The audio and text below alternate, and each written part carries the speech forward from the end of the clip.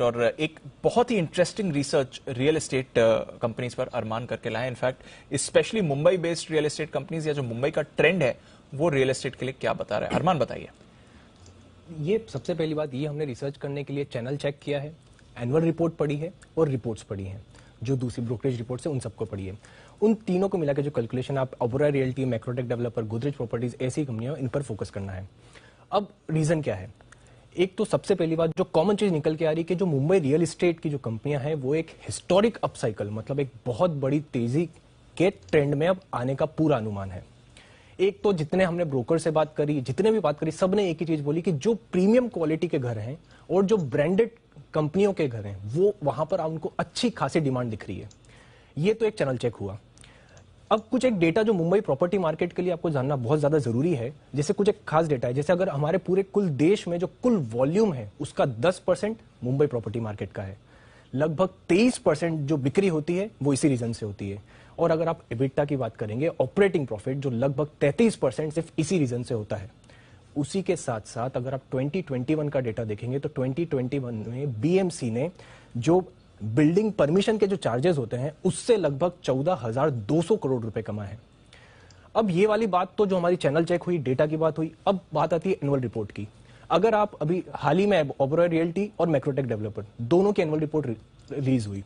Annual report में Oberoi realty की हमने 10 साल के एनुअल रिपोर्ट का मैनेजमेंट डिस्कशन एनालिसिस पढ़ा। ये पहली बार ऐसा हुआ कि उन्होंने ये चीज लिखी है उस एनुअल रिपोर्ट में कि मुंबई रियल एस्टेट मार्केट में अब तक की वो सबसे बड़ी तेजी का अनुमान लगा रहे हैं। अगर मैं आपको एग्जैक्ट लाइन बताऊं कि एग्जैक्ट लाइन वो इंग्लिश में क्या लिखी हुई थी, ये है, the Mumbai property market is on the cusp of historic upcycle on all fronts. मतलब सभी पैमानों पर जो मुंबई प्रॉपर्टी मार्केट है वहां पर आपको अच्छी खासी तेजी का अनुमान है। ये सिर्फ मुंबई ओबेरॉय रियल्टी की बात ही नहीं है। आप मैक्रोटेक डेवलपर की अगर एनुअल रिपोर्ट देखोगे, उन्होंने भी सिमिलर चीज बोली। उन्होंने क्या बोला? एमएमआर में जो इन्वेंट्री है वो लगभग अब बहुत 1.9 लाख के आसपास हो चुकी है, जो कि काफी नीचे है।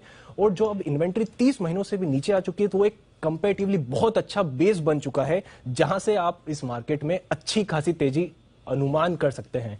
अगर एग्जैक्ट वर्ड्स ये हैं कि इन्वेंट्री जो है एमएमआर में वो 30 महीने से भी कम की, और अब ये जो बेस बन चुका है, this base is going to be a significant upsurge in the housing cycle. तो एक चैनल चेक हो गया, एक एनुअल रिपोर्ट्स हो गई।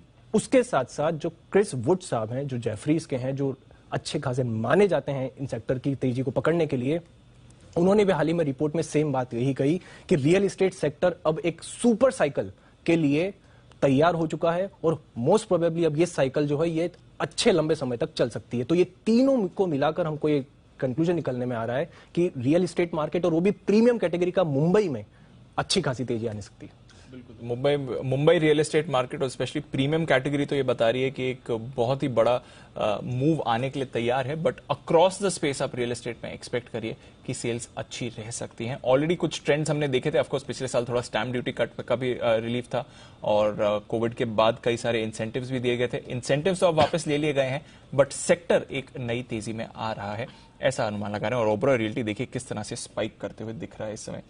इनफैक्ट बहुत ही बढ़िया आपको मूव आती हुई दिख रही है।